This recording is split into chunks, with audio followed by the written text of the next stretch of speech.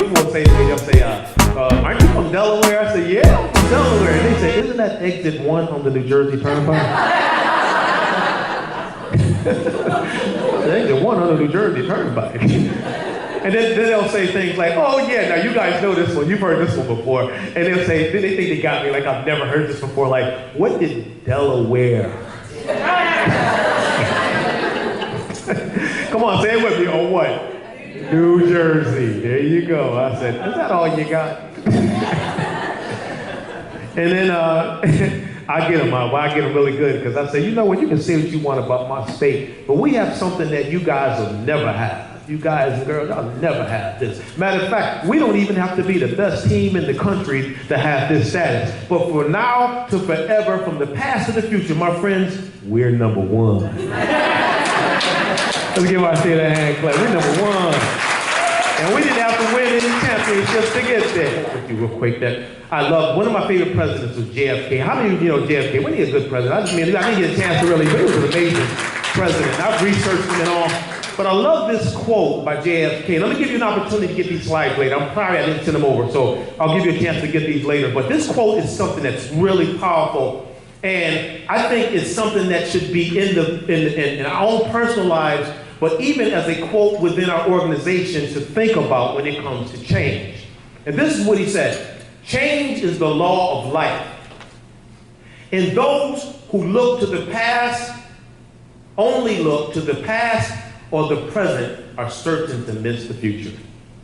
And I just think that is such an amazing quote. How many of you remember, I'll say remember with a smile on my face, how many of you remember Blockbusters?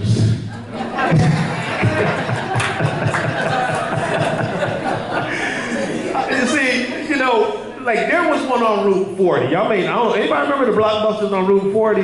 We love Blockbusters as a family, you know? Now, some of y'all went there for the movies. Be honest with you, I went there for the goobers. Some of y'all don't know about those goobers, you know what I mean? I went there for the goobers because I love my peanuts and chocolate. So my family and I, every Friday, we would go there and we'd go to Blockbusters. And there were lines of people there. And sometimes you say, well, I gotta get there early so I get my movie and my goobers. I mean, you know, so we were lined up to go there, and I'm telling you, I was so excited. You go get those movies, and we'll watch this. I got little kids, so we're watching Cars, and we're watching Buzz Lightyear, and you guys don't know about them folk, but when you got little kids, these are the things you're doing. And guess what? Blockbuster was enjoying their success in the present. But what they failed to think about was the future. And there is this little company, fledgling company that nobody knew about, called Netflix. And Netflix said, enjoy your current success because we are coming. And guess what? Within 5 years, Netflix took over and 3,000 Blockbuster stores closed. Because you know why? They refuse fitness and all, but any of y'all ever heard of spin class before? That should be outlawed. It's inhumane. I remember my first spin class I went to, we had an instructor. Maybe Delaware small, you know, everybody know everybody. So you may know this instructor. Her name was Mean Jean. And she was mean. Boy, you on that bike? I remember my first class. I'm going in there, I said, I'm gonna figure this one out because I like to get low resistance, a lot of cardio. They say you can burn 1,000 calories in 1 hour. And so I'm in that class, and I'm in there, and Gene just busting at you. Turn up the resistance. I said, no. No. Not gonna make me do that. She walked over to your bike and she twisted for you. I said, take your hands off my bike.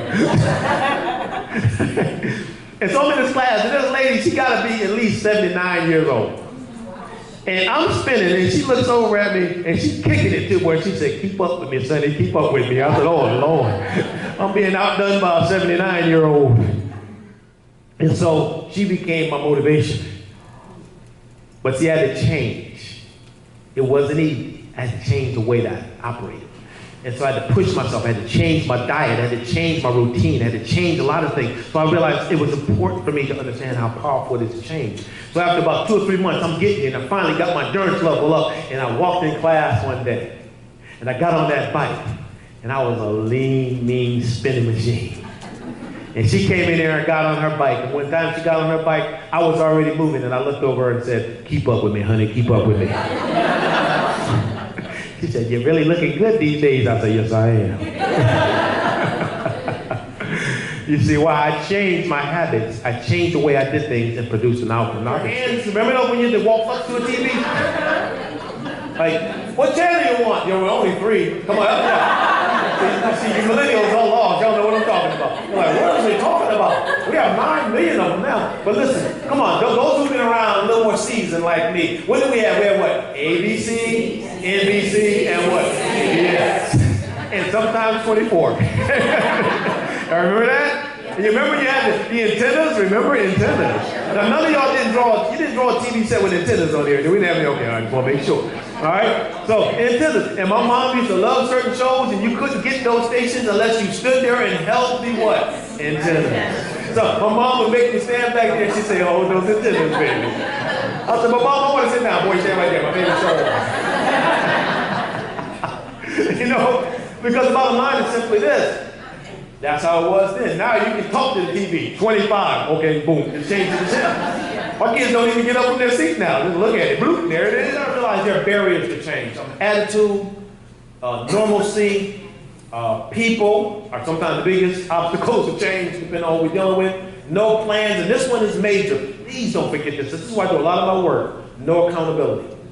I'm going to tell you something. One of the greatest sources of real-world change is to create an accountability team that meets at least bi-weekly. Keep in mind, I'm a motivational strategist, to work through the change process. Again, in an organizational setting, when I do these trainings with these organizations, what I do is I have them create accountability teams that meet bi-weekly to implement the strategies that we work so hard to hash out in these sessions.